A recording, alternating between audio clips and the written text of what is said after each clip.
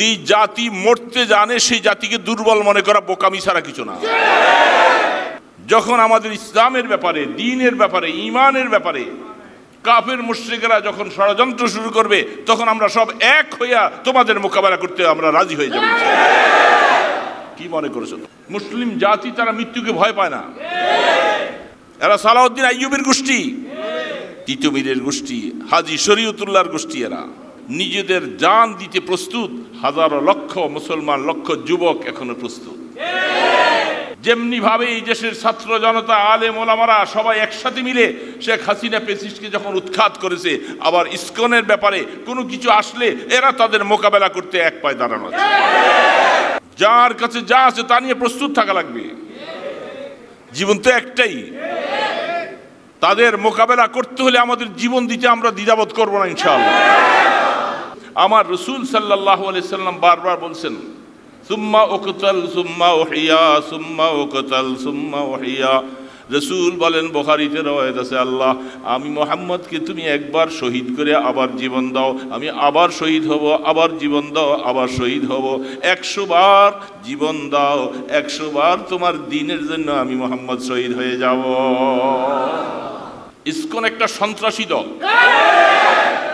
এই ইসকন নামীয় জঙ্গিবাদকে এই দেশে কোনো কাজ করতে দেওয়া হবে না। অনতিবিলম্বে তাদেরকে নিষিদ্ধ করতে হবে। সরকার তাড়াতাড়ি ইসকনকে নিষিদ্ধ করো, এই দেশের জনগণ তোমাদের পাশে থাকবে। ভারতের চোখ রাঙাকে আমরা ভয় করি না ইনশাআল্লাহ। ভারত তুমি বাংলাদেশের মুসলমানকে মাইরা ফেলবাই করা, তারা মরার আগে নিজের যা সম্বল আছে এটা তোদের উপরে আগে প্রয়োগ করবে, তারপরে মরবে। এর আগে সাহস আছে না ইনশাআল্লাহ মুসলমানরা? উপদেষ্টা যারা আছো কঠোরভাবে তাদেরকে দমন করো। এরা আমার দেশকে অশান্তি সৃষ্টি করতে শুরু করেছে, চতুর্মুখী বিভিন্নভাবে ষড়যন্ত্র করছে। মুসলিম জাতি, মুসলমান এখনো মরে যায় নাই। আমরা ইমানদাররা সকলে মিলে ব্যর্থহীন ভাষায় আবু বকরের মতো বলবো, এ উপদেষ্টা তোমরা তাদের ব্যাপারে কঠোরতা নাও, ভয় পাইও না। আর যদি তোমরা না করো, আমরা সকলে একসাথে নিয়ে তাদেরকে আমরা এই দেশ থেকে উৎখাত করে তাদেরকে আমরা এই দেশ থেকে প্রতিহত করে ছাড়বো। তোমরা কেন ভয় পাচ্ছ? আবু বকরের মতো ঈমান নিয়ে সামনে বাড়ো। আক্রমণ শুরু হবে। হ্যাঁ, বলবা যে এখানে আক্রমণ করলে ভারতের আমাদের ভাইদের, ওদের ব্যাপারটাও আমার আল্লাহ পাকের হাতে সবর্দ। এটাকে কেন্দ্র করে ভারত দ্বিখণ্ডিত হয়ে যাবে। আল্লাহ ভারতকে টুকরা টুকরা করে ফেলবে। গজওয়ায়ে হিন্দ আল্লাহ রসুল ভবিষ্যৎবাণী করে দিয়ে গেছেন। তোমরা সেই গজওয়ায়ে হিন্দের কারণ হয়ে দাঁড়াবে। এই স্বাধীনতার সময় মানুষ, আলেম ওলামারা, মাদ্রাসার ছাত্ররা তোমাদের মন্দির পাহারা দিছে। ইসকনের পতাকা বাংলাদেশের পতাকার উপর উঠা মানে রাষ্ট্রদ্রোহী। তুমি এমন অন্যায় করলা, কত বড় রাষ্ট্রদ্রোহী কাজ করেছো তুমি। চিন্ময় যেটা ইসকনের, যেটাকে জেলের মধ্যে ঢুকাইছে, তার মুক্তির জন্য শেখ হাসিনা ফেইজে দাবি জানাইছে। সে এখন ভারতে বসে বসে ষড়যন্ত্রের সমস্ত বীজগুলি বপন করতেছে। তো আল্লাহ পাক একটা সুযোগ দিয়েছেন, তুই মনে করছো যদি সুযোগ পাইয়া গেছো, দ্বিতীয়বার সুযোগ তুমি আর পাবে না। তার সেখান থেকে ইন্ধন চলছে। আর এই দেশে বসে বসে আমার ভাইয়েরা, আওয়ামী লীগের ভাইয়েরা, তারা ইন্ধনগুলোকে সব তাল দিয়ে দিয়ে যত রকমের ঝামেলার সমস্ত রাস্তাগুলি তারা উন্মোচন করতেছে। এই সমস্ত ষড়যন্ত্রকে আল্লাহ সুবহানাহু ওয়া তাআলা যখন এটাকে প্রতিহত করবে, এমনভাবে প্রতিহত করবে, তখন তোমরাও যাইবা, তোমাদের নেত্রীও যাবে। তখন মনে রাখাল, আমাদের পেচিবাদী হাসিনা সে যখন এখান থেকে বেঁচে গেল, ওদিন যদি তাকে পাইতো তাহলে কি অবস্থাটা হতো? তার শরীরের টুকরা ভাগে পাওয়া যেত না। তাকে 45 মিনিট সময় দিয়া আর্মিরা তার উপরে এহসান করেছে, অনুগ্রহ করেছে। তাকে সুন্দরভাবে রাষ্ট্রীয় হেলিকপ্টার দিয়ে তাকে পাঠিয়ে দিচ্ছে, সেখানে যাচ্ছে। আর সে এখন ভারতে বসে বসে ষড়যন্ত্রের সমস্ত বীজগুলি বপন করতেছে। এমনকি আজকার পেপারও সে লিখেছে যে চিন্ময় যেটা, এই যে যাকে চিন্ময় যেটা ইসকনের যেটাকে জেলের মধ্যে ঢুকাইছে, তার মুক্তির জন্য শেখ হাসিনা ফেইজে দাবি জানাইছে, তার মুক্তির জন্য দাবি করছে। তো সে দেখছে যে আমি কিছুদিন সেখানে যাওয়ার পরে তো এখন মোটামুটি আমি ভারতের মধ্যে আছি, যে আছি আমি বাংলাদেশের মতোই আরামেই আছি, সে তেমনটাই মনে করছে। তো আল্লাহ পাক একটা সুযোগ দিয়েছেন, তুই মনে করছিস বুঝি সুযোগ পাইয়া গেছস, দ্বিতীয়বার সুযোগ তুমি আর পাবে না। তোমাকে আল্লাহ পাক এমন ধরা ধরবে, আল্লাহর ধরা তো বাঁচার মতো সুযোগ নেই আর। আল্লাহ যখন ধরে খুব শক্তভাবে ধরে, আখযাম ওয়া বিলা, খুব কঠিন ধরা। আল্লাহর ধরার থেকে মা বলে আর গো বলার সুযোগ নেই, আল্লাহ পাকের ধরা। তো সুযোগ তোমাকে একবার দিচ্ছে, তুমি সেখানে বৈশা বৈশা যত ষড়যন্ত্র করছো বাংলাদেশের বিরুদ্ধে, তুমি স্বপ্নে দেখতেছো বাংলাদেশ চলে আসছো। আমাদের আওয়ামী লীগের ভাইয়েরা তারা এই চিন্তা করছে আমাদের একমাত্র ভরসার জাগাইতে হইল শেখ হাসিনা, এই জন্য তাকে যে কোনো মূল্যে আমাদের এই দেশে আনবো, এই স্বপ্নটাই তারা খুব শীঘ্রই দেখতেছে। তারা আসলে জানি না, বুঝি না কি ষড়যন্ত্রে। একটা মানুষই তো সে তো নবী না যে তোমরা তাকে না মারলে তোমাদের ঈমান চলে যাবে, এমনটা ব্যাপার। তার জীবনের সমস্ত ষড়যন্ত্রগুলি সামনে রাখলে তাহলে আসলে তাকে আর সাপোর্ট করতে ভালো বুদ্ধিওয়ালারা কেউ করে না। প্রয়োজনে রাজনৈতিক করব না, তারপরেও হাসিনার রাজনীতি আর করতে চাই না, এটা তাদের বোঝা উচিত। সে কি ষড়যন্ত্র কম করেছে, এই দেশে কিভাবে গুম হত্যা কিভাবে করেছে, আয়নাঘর বানাইয়া কি করেছে, সব কিছু স্পষ্ট দিবালোকের মতো সামনে। তারপরে আবার সেই দলটাই আবার এখন পছন্দ করছি, তাকে আবার আমাদের মাথার মধ্যে আইনা বসাবার ষড়যন্ত্রে লিপ্ত।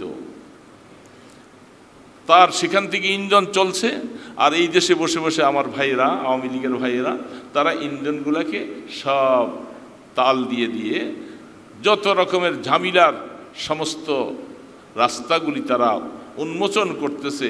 এই সমস্ত ষড়যন্ত্রকে আল্লাহ সুবহানাহু ওয়া তাআলা যখন এটাকে প্রতিহত করবে, এমনভাবে প্রতিহত করবে, তখন তোমরাও যাইবা, তোমাদের নেত্রীও যাবে, তখন মনে রাখা লাগবে।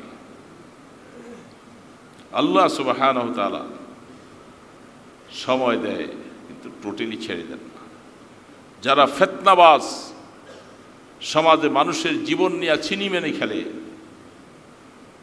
সেই ফিতনাবাজকে আল্লাহ পাক যখন সমূলে ধ্বংস করবে তখন বুঝবা। দোস্ত, বন্ধুরা আমার, ষড়যন্ত্র কি একটা দুইটা করতেছে? অটো রিক্সাওয়ালাদেরকে দিয়ে, গার্মেন্টসের শ্রমিকদেরকে দিয়ে, আইনজীবীদেরকে দিয়ে, এখন শুরু করেছে ইসকনদেরকে দিয়ে। ইসকন একটা সন্ত্রাসী দল।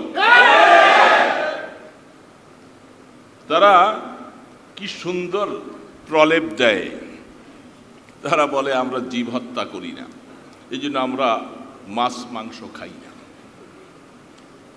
আমরা সবজি খাইয়া খাইয়া থাকি। সাধু বনে গেছে আপনাদের সামনে, দেশবাসীর সামনে, জীব হত্যা করে না।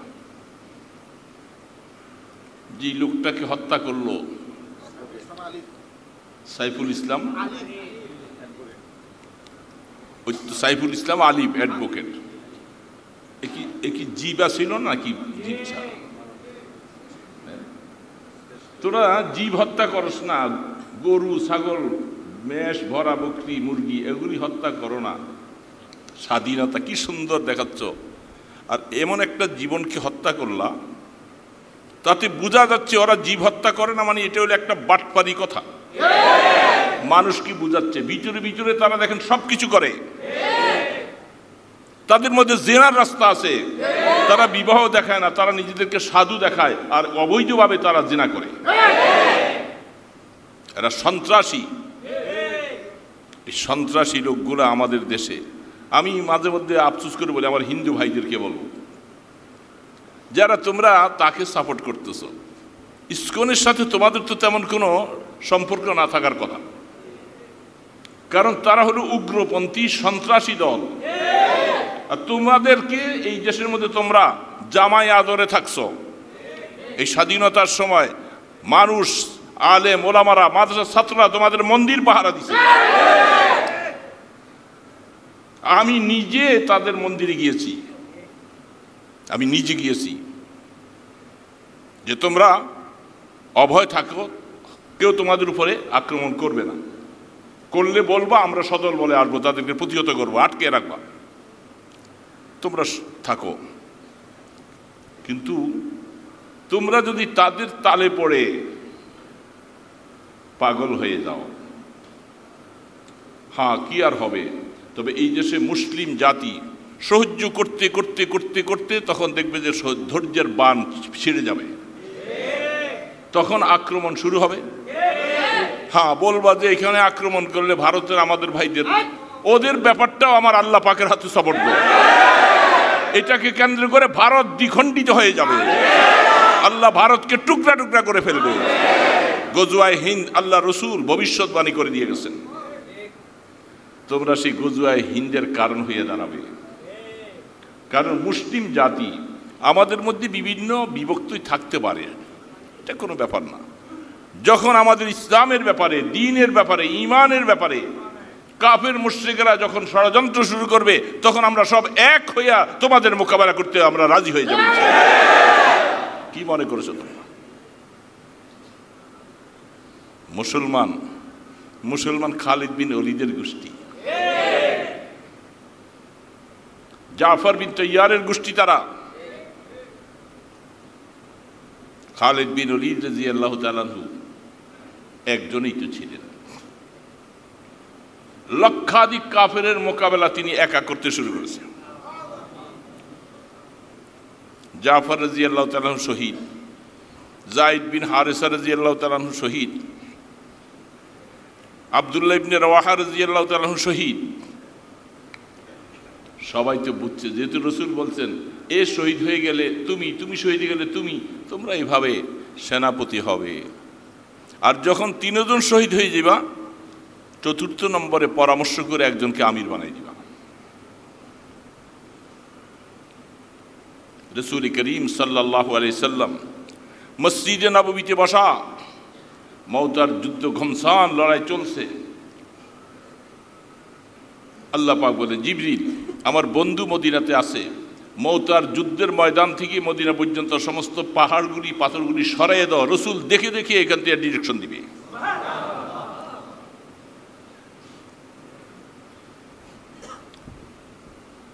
তিনজন শহীদ হয়ে গেল।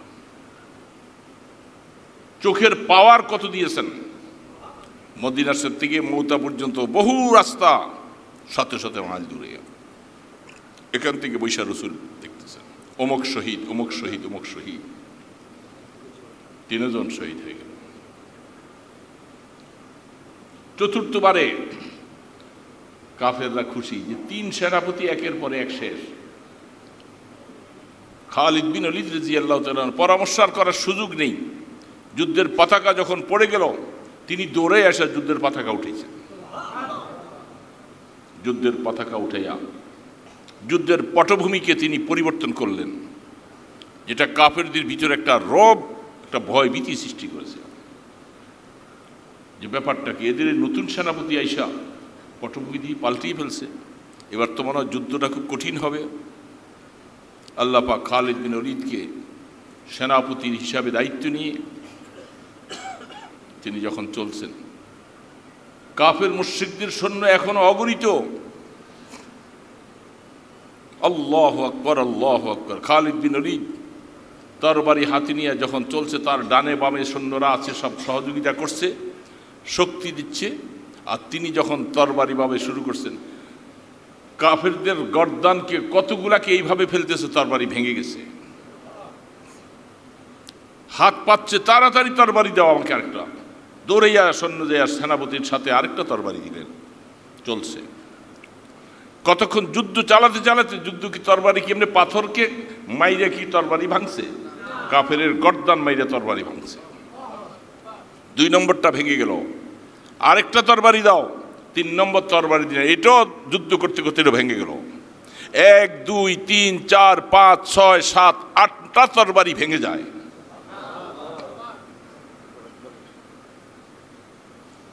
কাফেররা টিকে থাকার মতো আর সাহস নেই, শেষ হয়ে গেছে। বহু মুর্দার কচু গাছের মতো কেটে ফেলে দিলেন। আল্লাহ রসুল মদিনা শরীফে দেখতেছেন, 9 নম্বর তরবারির মাধ্যমে কাফেররা টিকার মতো শক্তি পেল না, যুদ্ধে বিজয়ী লাভ করলেন খালিদ বিন ওলীদ রাদিয়াল্লাহু তাআলা। 9টা তরবারি বিজয়ী লাভ করলেন। যখন সেখান থেকে জয়ী হইয়া মদিনা শরীফ দিকে আসতেছেন, আল্লাহ রসুল নিজে আগে যে খালিদকে নিজে বুকে জড়াই ধরার জন্য আসছেন। খালিদু সাইফুল্লাহ, খালিদু সাইফুল্লাহ, খালিদ আসো, আল্লাহ পাকের তরফ থেকে তোমার টাইটেল হয়ে গেছে, কিয়ামত পর্যন্ত তোমার নাম হলো আল্লাহর তরবারি, তোমার নাম হলো আল্লাহর তরবারি। দুনিয়ার কোনো ক্ষমতা নাই, শক্তি নেই আল্লাহর তরবারিকে স্তম্ভিত করতে পারে। খালিদু সাইফুল্লাহ, সেই খালিদ রাদিয়াল্লাহু তাআলা আনহু যতদিন হায়াতে বেঁচে ছিলেন তিনি আল্লাহর কাছে দোয়া করছেন, আল্লাহুম্মা রযুকনি শাহাদাতান ফি সাবিলিক। আল্লাহ, জীবনে এত যুদ্ধ করলাম কাফের মুশরিকদের সাথে, শেষ জীবনে আমার একটু মনে চায় যে আমি একটু তোমার রাস্তায় শহীদ হব। আমি শাহাদাতের মৃত্যুটা মনে তামান্না, শুধু বিছনার মধ্যে কাপুরুষের মতো এইভাবে মৃত্যু আল্লাহ চাই না, আমাকে তুমি শাহাদত দাও। বারবার দোয়া করতেন, আল্লাহুম্মা রযুকনি শাহাদাতান ফি সাবিলিক। সাহাবী তার মুমূর্ষু অবস্থায় পাশে যেয়ে বলতেছেন, খালেদ, আপনি বিছনায় শুয়ে এখন কাঁদতেছেন যে আমি খালেদ জীবনে এত মোকাবেলা করলাম, আর শেষ বয়সে এখন আমি বিছনায় শুয়ে মারা যাব, আমি জিহাদের ময়দানে মরতে পারলাম না, আমি শহীদ হতে পারলাম না। খালিদ বিন ওলীদ, আপনি কেঁদে লাভ নাই, কারণ আপনাকে টাইটেল আসমানের পক্ষ থেকে দিয়ে দেওয়া হয়েছে, আপনি আল্লাহ পাকের তরবারি, তো আপনি শহীদ হওয়া মানে আল্লাহর তরবারি শহীদ হয়ে যাওয়া। এই জন্য আল্লাহ পাক আপনাকে শহীদ করবে না, আল্লাহ আপনাকে শহীদের মাকাম দিয়ে দিবেন, আপনি বিছনার মধ্যে মারা যাবেন, কিন্তু আল্লাহ আপনাকে শহীদ করে আল্লাহ পাকের তরবারির এইভাবে করে বদনাম করাতে চান না আল্লাহ পাক। এই টাইটেলটা আর কোনো সাহাবীকে দেয় নাই, আপনাকে দিয়েছে। খালিদ সাইফুল্লাহ মুসলমান, যদিও আমরা বহু বছর পরে, আল্লাহর পয়গম্বরের নবুয়তের জামানার থেকে 1000-1500 বছর পরে এখনো আলহামদুলিল্লাহ, আল্লাহর শুকর, মুসলিমদের চেতনা, মুসলিমদের সেই ইমানি তেজ, এটা কি নষ্ট হয়ে গেছে? সময় সাপেক্ষে কষ্ট লাগে, অসুবিধা হয়, কিন্তু আমার বিশ্বাস যখন ভারতের মতো, ভারত যে আমাদেরকে হুমকার দিচ্ছে, আমাদের বর্ডার এলাকায় বিভিন্ন অবস্থা আমাদের হুমকার দেয়, একটা ইসকনের একটা সদস্য তাকে অ্যারেস্ট করছে কি অবৈধ? ইসকনের পতাকা বাংলাদেশের পতাকার উপর উঠা মানে রাষ্ট্রদ্রোহী। তুমি এমন অন্যায় করলা, আমাদের শহীদের রক্তের বিনিময়ে এই দেশ স্বাধীন হয়ে আমাদের পতাকা উড্ডীন হয়েছে, সারা বিশ্বের কাছে এই পতাকার বড় সম্মান আছে, তো সেই হিসাবে সেই পতাকাকে স্তম্ভিত করে ফেলে তুমি ইসকনের পতাকা উঠেছা, কত বড় রাষ্ট্রদ্রোহী কাজ করেছো তুমি। সেই জায়গার মধ্যে তাকে অ্যারেস্ট করছে। আরে বাপরে, পুরা ভারত তার পক্ষে আইসা, কারণ আমাদেরকে খুব দুর্বল দেখছে না, দুর্বল দেখলেই এরকম করে, আমরা দুর্বল, মুসলমানদেরকে দুর্বল দেখছো। যে জাতি মরতে জানে সেই জাতিকে দুর্বল মনে করা বোকামি ছাড়া কিছু না। তোমরা হিন্দু মুশরিক, তোরা মরণের কথা শুনলে পালাস।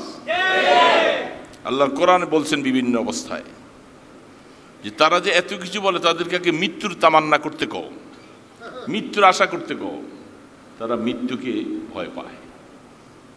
মুসলিম জাতি তারা মৃত্যুকে ভয় পায় না। এরা সালাউদ্দিন আইয়ুবের গোষ্ঠী,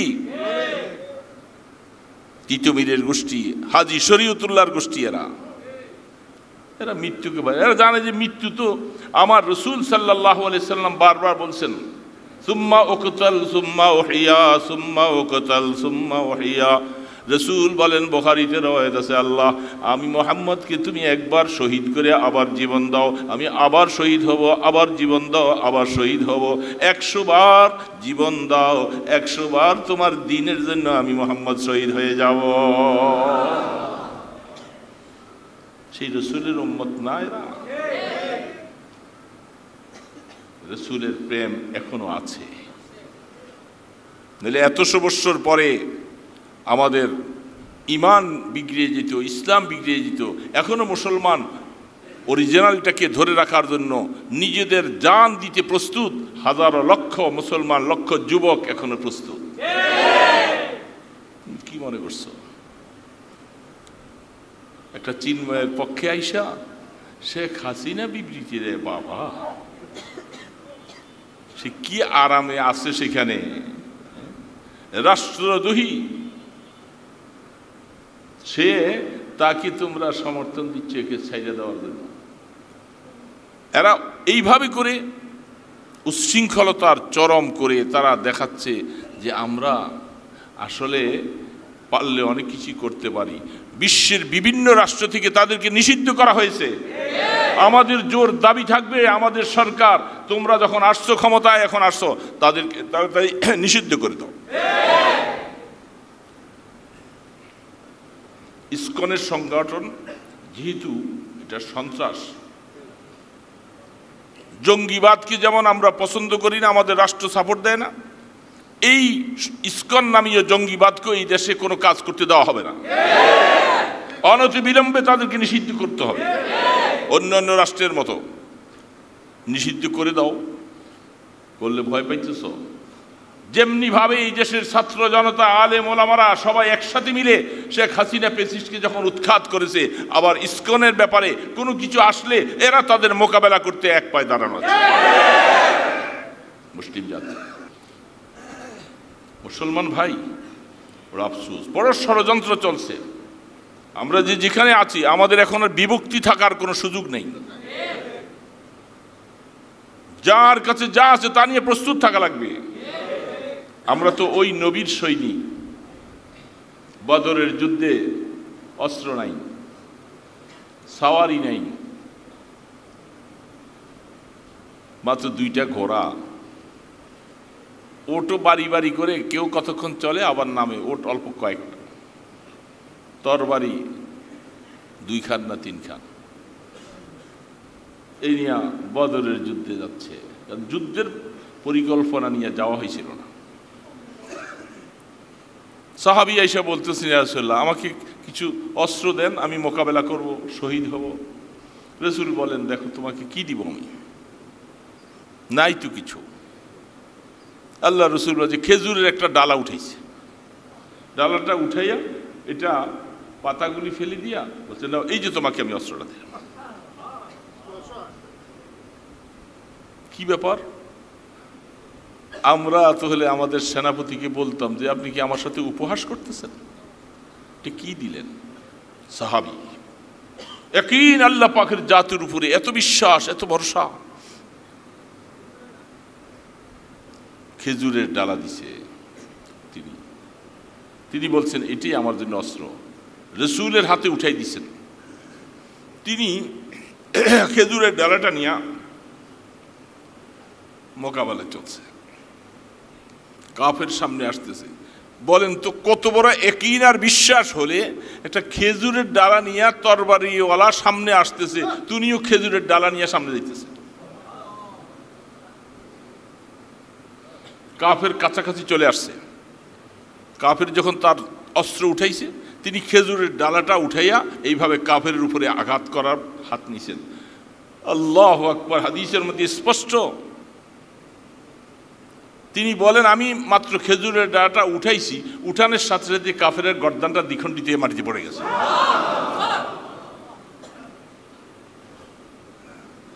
যুদ্ধের পরে আল্লাহ রসুলের কাছে বলতেছেন, ইয়া রাসূলুল্লাহ খেজুরের ডালা, বলে আমি তো তোমাকে খেজুরের ডালাটা দিছি, আল্লাহ পাক ফেরেশতা পাঠিয়েছেন অস্ত্র দিয়া। যখন তুমি তরবারিটা উঠাইছিলা, এই সুযোগের মধ্যে আল্লাহ পাক তোমার এরাদা দেখছেন, তোমার ইচ্ছা দেখেছেন। তুমি কাফেরকে প্রতিহত করতে, তাকে হত্যা করতে তুমি পরিপূর্ণ বদ্ধপরিকর হয়ে যখন আক্রমণ করেছো, ফেরেশতাকে আল্লাহ পাক ওয়াদা করছে, মারো তার গর্দানকে, শেষ করে দাও।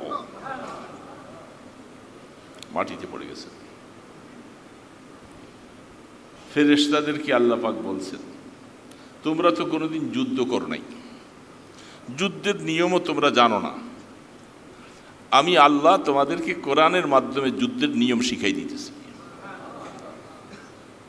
অদরিবুহুম কুল্লা বান্নান, তাদেরকে গর্দানের মধ্যে মারবা আর তাদের প্রত্যেকটা জোড়ায় জোড়ায় জোড়ায় জোড়ায় গুলোর মধ্যে আঘাত করবা। সুবহানাল্লাহি ওয়া বিহামদিহি, প্রত্যেকটা জোড়ার মধ্যে আঘাত করবা। কোরআন শিখাইছি এইভাবে করে আক্রমণ করবা। এই জন্য ফেরেশতারা যখন ধরছে কাউকে, আর প্রত্যেকটা জোড়া জোড়াকে ভাঙিয়ে দিছে, আঙ্গুলের আগা সহ মিলেয়া জোড়াগুলি সহ সমস্ত জোড়ায় আল্লাহ পাক বলছেন প্রত্যেকটা জোড়ার মধ্যে আঘাত করবা ফেরেশতারা। ফেরেশতারা ফেরেশতাদের সাথে পারে, একজনই তো যথেষ্ট। সেখানের মধ্যে 2000 5000 ফেরেশতা পাঠিয়েছে। কোরআন কি মিথ্যা? আল্লাহ পাক বলেন ফেরেশতা বেশি পাঠাইছি ওগো বন্ধু আমার, এই জন্য আপনাদের দিলটার মধ্যে যেন সাহস থাকে যে আপনাদের পাশে 5000 ফেরেশতা কথা, একজনই তো যথেষ্ট। সেই আবু জাহল্লা ওই যে 7টা ওই কাজটা করছিল, রাসূল বলেছেন। এবং আগের দিন সকালবেলা কোন জায়গায় কোনটাকে হত্যা করা হবে, কে কোথায় মারা যাবে, 7টার জায়গা রাসূল ইশারা করে চিহ্নিত করে দেখাই দিছে। ঠিক ওই জায়গার মধ্যে তার হত্যা হয়েছে। আমরা তো সেই নবীর উম্মত, আমরা তো ওই নবীর উম্মত। আমরা কি হালাত, আমরা ঘাবড়াবো কেন? জীবন তো একটাই, জীবন তো একটাই। তাদের মোকাবেলা করতে হলে আমাদের জীবন দিতে আমরা দ্বিধাবোধ করবো না ইনশাআল্লাহ। মনে রাখো, সরকার তাড়াতাড়ি ইসকনকে নিষিদ্ধ করো, এই দেশের জনগণ তোমাদের পাশে থাকবে। ভারতের চোখ রাঙাকে আমরা ভয় করি না ইনশাআল্লাহ। তোরা কাফেরের জাত, তোদের শক্তি কি? তো খালিদ বিন ওলীদ রাদিয়াল্লাহু তাআলা আনহুকে বলছিল, খালিদ তুমি এইভাবে কেমনে করলা? তিনি বলছে, দেখো কাফেরকে আল্লাহ পাক বলছেন মৃত্যুর তুলনায় করে তারা যেন লাশ, মুর্দা, আর ইমানদারকে বলছেন জীবিত। তো যেহেতু তারা লক্ষাধিক মানুষ হলে কি অসুবিধা? এই তো সবই মৃত্যু, মরা। আর আমি একজন ইমানওয়ালা, আমি হলাম তো 1 লক্ষ লাশের সামনে একজন জীবিত। আমি কেন? সাধারণ একটা বাচ্চাও তো তরবারি নিয়ে গেলে বাস সে বিজয়ী লাভ করে। সমস্ত কাফেররা সব মুর্দা, ইমানদারেরা তারা ইমানের বলে আল্লাহ পাক বলছেন তোমরা জিন্দা মনে রাখবা। এই জন্য ইন্ডিয়ার সৈন্যরা তোমরা আমাদের জন্য বহুত কিছু করবা, মাইরে ফেলবা, এই তো আর কি করবা। তো মনে রাখবা, মরার আগে সাহাবী বলতেছিলেন আমাকে মদিনায় যেতে দিচ্ছ না তো? তোমরা জানো আমি অত্যন্ত কঠিন তীরান্দাজ, তোমরা আমাকে যদি অ্যারেস্ট করতে আসো, আমি প্রথম তীর দিয়া তোমাদের মোকাবেলা করব, তীর শেষ হয়ে গেলে তরবারি দিয়া মোকাবেলা করব, তারপরে যখন তরবারি শেষ হয়ে যাবে তখন তোমরা আমাকে অ্যারেস্ট করবে, তখন আমাকে মারবা। তার আগে তোমাদের অনেকগুলি জান শেষ হয়ে যাবে। তো মনে রাখো, মনে রাখো, খামাখা প্রয়োজন নাই। আমি আমার মাহবুব, আমার নবীর কাছে আমি যাইছি ইমান নিয়া, আমাকে বাধা দিয়ে লাভ নাই। দুনিয়ার পিচাস তো তোরা, আমার মক্কায় অমুক অমুক জায়গায় এই সম্পদ আছে, এগুলি সব তোরা নিয়ে যা, আমাকে ছেড়ে দে। মদিনা শরীফ যাওয়ার পর আল্লাহ রাসূল বলেন তুমি তো অনেক দামি একটা ব্যবসা করে আসছো। ইন্নাল্লাহা আশতারা মিনাল মুমিনিনা আনফুসাহুম বিআন্না লাহুমুল জান্নাহ। তুমি জান্নাতের বিনিময়ে আল্লাহ পাকের কাছ থেকে তুমি জীবনের বিনিময়ে জান্নাত খরিদ করেছো। তোমার ব্যবসাটা বহুত বড় লাভবান ব্যবসা হয়েছে। সাহাবায়ে কেরাম তো তারা এই কথাই বলছে। এই জন্য বলতেছিলাম, ভারত তুমি বাংলাদেশের মুসলমানকে মাইরা ফেলবাই করা, তারা মরার আগে নিজের যা সম্বল আছে এটা তোদের উপরে আগে প্রয়োগ করবে, তারপরে মরবে, এর আগে। তুমি কি মনে করছো? সাহস আছে না ইনশাআল্লাহ মুসলমানরা? মনে রাখবেন আল্লাহ সুবহানাহু ওয়া তাআলা, তোমরা উপদেষ্টা যারা আছো কঠোরভাবে তাদেরকে দমন করো। এরা আমার দেশকে অশান্তি সৃষ্টি করতে শুরু করেছে, চতুর্মুখী বিভিন্নভাবে ষড়যন্ত্র করছে। মুসলিম জাতি, মুসলমান এখনো মরে যায় নাই, মুসলমান এখনো জীবিত আছে। মুসলমানের জীবন তারা দিতে জানে, কারণ যারা মরতে জানে তাদের ভয় নেই। আল্লাহ পাক বারবার বলছেন তুমি ভয় পাওয়ার কোনো কারণ নেই। আমি বলেছিলাম গতকাল আমাদের হাজিপাড়া মাদ্রাসায় মাহফিল গেছে, অনেকেই হয়তো গেছেন নাকি, অনেকে কারা কারা গেছেন দেখি, অনেক মানুষ আছে। তা আমি বলছিলাম যে কথাটা এটা এই জন্য বললাম, অনেকে তো হয়তো জান নাই, তাদেরকে একটু কথাটা শোনাই। যদিও রিপিট হচ্ছে, যাদের নতুন ওয়ালাদের কাছে তো নতুন, পুরান ওয়ালাদের কাছে হয়তো নতুন নয়। স্বল্প আলোচনায় করেছিলাম অলিপুরি সাহেবের পরে, যখন রসুল করিম সাল্লাল্লাহু আলাইহি সাল্লাম দুনিয়ার থেকে যখন চলে গেলেন, ইসলামের উপরে চতুর্মুখী ফিতনা শুরু হয়েছে। চতুর্মুখী, যারা একদল ইসলাম নিয়েছিল, এখন ইসলাম ভালো লাগে না, ইসলাম ছেড়ে দিয়েছে। মুনাফিক যারা ছিল, এরা এতদিন পারে নাই রসুলের কারণে, এখন তারাও শরীর নাড়াচাড়া দিচ্ছে। ইহুদিরা যারা মদিনার মধ্যে বসে বসে ষড়যন্ত্রের বীজ বুনতেছিল, তারা বলতেছে এবার মোহাম্মদ নাই, আমাদের সুযোগ আসছে। এক কথা চতুর্মুখী ফিতনা, মদিনাকে আক্রমণ করবে, সব কিছু করবে। আবু বকর সিদ্দিক রাদিয়াল্লাহু তাআলা আনহু, তিনি তখন খলিফা। মাত্র রসুল চলে গেলেন, এমনি ব্যথিত অন্তর, আর এই ধরনের ফিতনাগুলি শুরু হয়েছে। তখন আবু বকর সিদ্দিক বলতেছেন, মুশাওয়ারা ডাকছে, সেখানে সব সাহাবায়ে কেরাম আছে, আবু বকর বাদ দিয়া ওমর, উসমান, আলী, আব্দুর রহমান ইবনে আউফ, খালিদ বিন ওলীদ, হযরত সালমা ইবনে আকওয়া, কঠিন কঠিন সাহাবী। তারা কেন জানো হঠাৎ করে হিম্মত হারা হয়ে গেছে। মুশাওয়ারা যখন করলেন, খালিদ বিন ওলীদ রাদিয়াল্লাহু, সবাই সেখানে আছেন। আবু বকর সিদ্দিক রাদিয়াল্লাহু তাআলা বলতেছেন, তারা যখন এই ধরনের অন্যায় করবে, মুরতাদ হবে, দেশের বিরুদ্ধে, আমাদের মদিনার বিরুদ্ধে, মুসলমানদের বিরুদ্ধে যখন কুচক্রই তারা কাজ করবে, তাদেরকে আমাদের জিহাদের মাধ্যমে প্রতিহত করতে হবে। ওই দিক দিয়ে মুসাইলামাতুল কাজ্জাব, নবুয়ত দাবিদার। সাহাবায়ে কেরামদের পরামর্শে রায় কি আসলো, এটা মনে রাখার বিষয়। সাহাবায়ে কেরামরা বলছেন যে এই সময় দেশের দুরবস্থা, কারণ রসুল চলে গেলেন, এখন দুরবস্থা, সকলে আমরা এই অবস্থায় আছি। এখন একদিক দিয়ে আন্দোলন প্রতিহত করতে গেলে আরেক দিক দিয়ে চাপ হবে, তারা সব এক হইয়া মদিনার উপর আক্রমণ করবে। এই সময় আমাদের একটু অবস্থা পর্যবেক্ষণ করা দরকার, এখন তাদের সাথে জিহাদ, যুদ্ধ না করা চাই। সবার রায় একটা। সেই ক্ষেত্রে আবু বকর সিদ্দিক খলিফা, আল্লাহু আকবার, আল্লাহু আকবার, আকল হয়রান হয়ে যায়। আবু বকর সিদ্দিক রাদিয়াল্লাহু তাআলা বলতেছেন, আপনাদের সকলের রায় একদিকে, বাস ঠিক আছে, আপনার রায় নিলেন। এই সমস্ত মুরতাদ, মুনাফিক, কাদিয়ানি, অর্থাৎ যারা যারা যারা অন্যায় করতে সামনে সোচ্চার হচ্ছে, কেউ আপনারা বাইর হবেন না, আমি একা আবু বকর নিজের জীবনটাকে নিয়ে আমি বেরিয়ে যাব।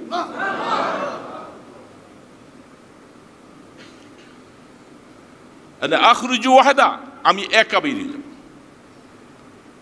সাহাবায়ে কেরাম বলতেছেন, আবু বকর কি ব্যাপার, কারো রায় শুনলো না, তিনি একা বলতেছেন বেরিয়ে যাব। তখন সকলের ভিতরে পরস্পরে কানাঘুষি চলছে, এটা কি বলতেছে। আবু বকর সিদ্দিক রাদিয়াল্লাহু তাআলা আনহু কোরআনের মাধ্যমে দলিল সামনে পেশ করলেন। আপনারা সাহাবায়ে কেরাম, আমার ভাইরা সবাই শুনেন, কি দলিল। যেই সময় আল্লাহ রসুল যখন হিজরত করতে যাচ্ছিলেন আপনারা কেউ সাথে ছিলেন না, আমি আবু বকর ছিলাম। সবাইকে জিজ্ঞাসা করছে ঠিক কিনা, বলে হ্যাঁ। রসুলের উপরে দুশ্মন চতুর্মুখী রসুলকে তালাশ করতে করতে তারা সেই গারে সুরের গুহার মুখে দিয়ে পড়ছে, পদচিহ্ন দেখা দেখা তারা সেখানে পৌঁছেছে, আর আমি আবু বকর রসুল সহ গুহায়। আমি ওই সময় বলছিলাম, ওগো আল্লাহ রসুল, শত্রুরা দুশ্মনরা তো গুহার কাছে চলে আসছে, আমি আবু বকরের জীবনের কোনো মূল্য নাই, দরকার নাই, আমাকে মেরে ফেলাক, কিন্তু আমার তো পেরেশানি যে তারা পাইলে আপনাকে তো মেরে ফেলবে। ভয়ে একটা আতঙ্কিত হয়ে গেছিলাম। আমার এই ভয়ের অবস্থাটা আরশের মালিক দেখছে,